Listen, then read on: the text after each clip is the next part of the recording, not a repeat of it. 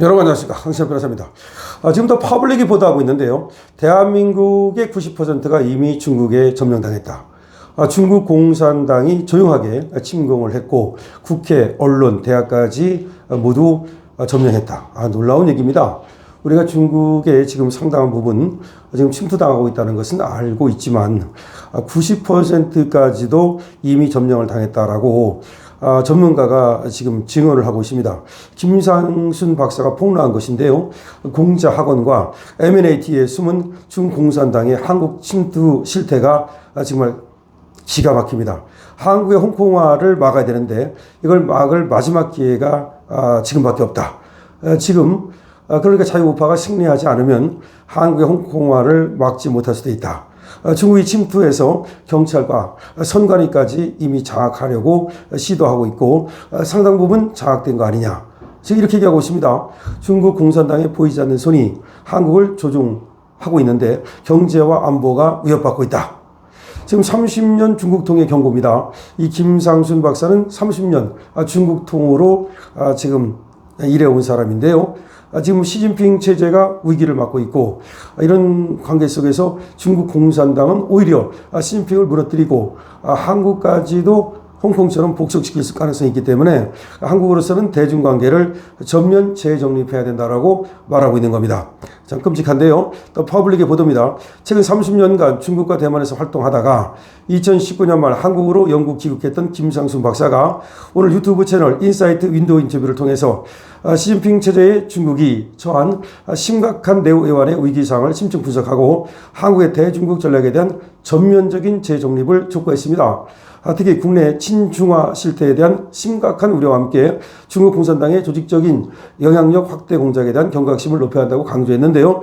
지금 우리나라를 친중 체제로 만들려고 하는 그러한 시도가 계속되어 왔고 지금 더 가열차게 전개되고 있다는 겁니다. 김상순 박사는 귀국 전 해외에서 본 한국에 대해 과도한 민주주의 후유증을 앓고 있다고 진단했습니다. 자존감이 결여되고 선진국주의 부정하고 극심한 국민 정서 분열이 일어나고 있다고 지적했습니다. 귀국한 후 5년이 지난 현재는 자기가 귀국할 때보다 이러한 분열이 정치, 사회, 세대, 성별 간 4대 분열로 심화하고 있고 분열이 5년 전보다 더 심하다는 거죠. 정치적 분열, 사회적 분열, 세대적 분열, 성에 따른 분열. 단순한 친북과 친중을 넘어서 이제는 충북, 충중, 그러니까 친이 아니라 북한에 충성하고 중국에 충성하는 충북, 충중 현상까지 나타나고 있다고 절망감을 토로하기까지 했습니다. 다만 10대에서 30대 계몽 세대의 등장에 한 줄기 희망을 발견한다는 얘기까지 했습니다. 그러니까 40대, 50대는 이미 충북, 충중이 됐기 때문에 희망이 없고 다만 10대에서 30대까지 이 계몽 세대가 이제 좀 더 다른 대한민국을 만들지 않을까. 다시 말하면 한국의 홍콩화를 막아주지 않을까라는 기대를 한다는 겁니다. 김상순 박사는 시진핑 체제의 중국이 심각한 내외환에 직면했다고 분석했습니다. 중국은 내부적으로 실업대란, 내수 불황, 부동산 및 금융위기 등 경제난과 반시진핑 세력의 도전으로 정치적 불안이 크고 시진핑 주석의 최근 동남아 순방 등 외교적 노력도 별다른 성과를 거두지 못하고 있다는 겁니다. 김상순 박사는 시진핑 주석이 해외 순방을 꺼리는 이유는 내부 반대파의 준동 우려 때문이라면서 이번 동남아를 순방했지만 경제 위기 돌파를 위한 절박함 때문에 순방을 했지만 국제사로부터 외면받는 그런 결과로 이어졌다고 말했습니다. 미중 관세 전쟁에 대해서는 트럼프 대통령에게는 중국 공산당 CCP 체제 붕괴까지 노릴 수 있는 꽃놀이패라며 장기전을 예상했습니다. 그러니까 트럼프 입장에서는 중국 공산당의 CCP의 붕괴를 지금 노리고 있다는 겁니다. 최근 불거진 허웨이둥 수정설 및 장여우샤의 군권 장악설에 대해서는 시진핑의 군부 장악력이 이미 약화되었음을 시사한다고 보았습니다. 그러니까 시진핑이 지금 군부 장악력이 약화되면서 허웨이둥이라는 사람을 숙청하고 지금 장여우샤가 군권을 장악했다는 말까지 나오고 있다는 겁니다. 김상순 박사는 제로 코로나 정책 이후 군부 내 불만이 누적되었고 시진핑 스스로 발탁한 군부 인사들을 숙청하는 과정에서 장여우샤의 힘은 커지고 시진핑의 지지 기반은 약화되었다고 분석했습니다. 시진핑이 현재 정치 경제 체제의 3대 통치 위기에 직면했다는 겁니다. 지금 시진핑이 경제, 정치, 사회 이런 데서 어떤 그 위기를 맞으면서 시진핑 체제가 붕괴될 수도 있다는 말까지 나오고 있는 겁니다.